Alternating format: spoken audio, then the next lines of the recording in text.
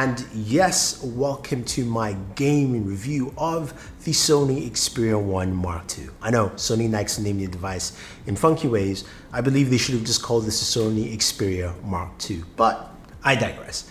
Well, the Xperia 1 Mark II is a unique device. It comes in with a 21:9 aspect ratio, which I actually like, feels really comfortable to hold. This also is a device that has a dedicated camera button as well. So because the camera is one of the biggest focus in this device, and we'll have a separate video for you. And I think this time it's time we get back to doing professional camera review with my buddy Marian Cell, because this is the kind of phone that requires that kind of video. But that being said though, as I mentioned, a dedicated camera button. It's got a lot of features that also lend to gaming as well. You've got stereo speakers built in, you've got Dolby Atmos as well, and you've got a display resolution is 3840 by 1644. So, you know, they claim it's a 4K display, but it's got a high resolution either way.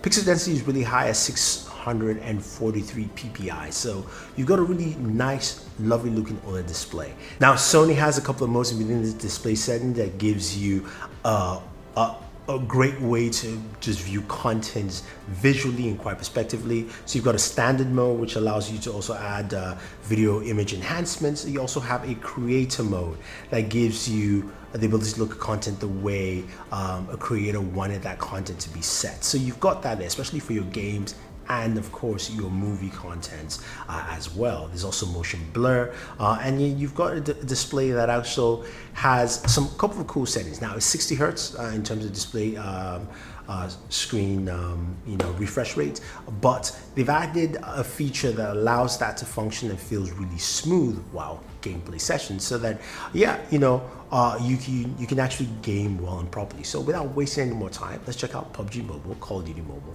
and of course some Fortnite.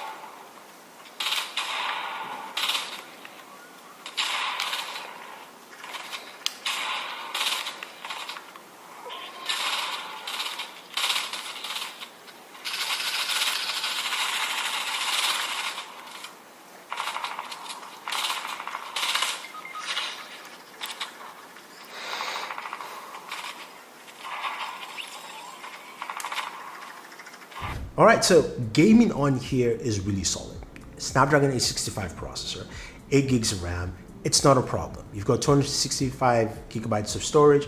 Everything runs smooth. Gameplay was hitch-free. You could see the games ran well. In terms of that new feature that gives you just that better smoothness, it felt really smooth, especially just navigating the touch controls on the screen. So I would say whatever they did there didn't feel like it was 90 hertz to me, but it felt very smooth and fast. So I'll call it like a 75 in my mind, either way.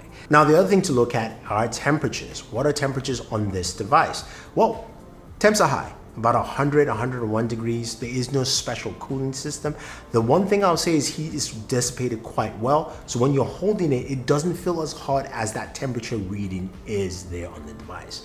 So again, although the temperatures are much higher, I say it actually felt much better because heat was dissipated quite well around the device. Now, the other thing to note is that this device comes in with fast charging at 21 watts, wireless charging at 11 watts, but it's got a really cool feature that you will find within your game center or the game enhancements. So when you go into a game and we open up a game right here, let's say for instance, we're going to open up, say, Call of Duty Mobile.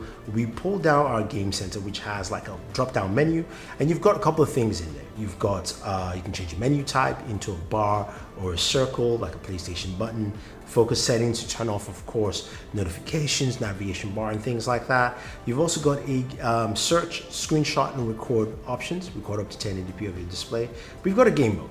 Now, the game mode allows you to set it to performance preferred, balance, or battery life preferred to increase the battery life. And mind you, you've got a 4,000 milliamp battery, and I'll say this battery has been great for gaming. So one thing gamers will like is the HS power control. Now, what this does, it doesn't charge the battery when you're connected. So we actually have this mode on. You plug in USB Type-C cable to charge your device.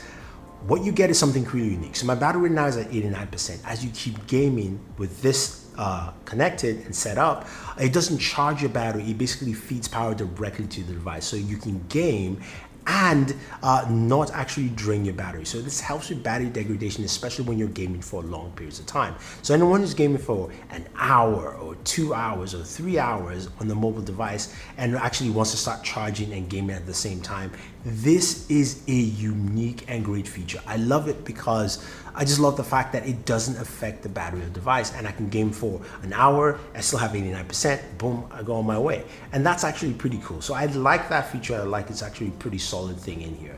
Now, as gamers, you know, this is a PlayStation device. They just announced the PlayStation 5.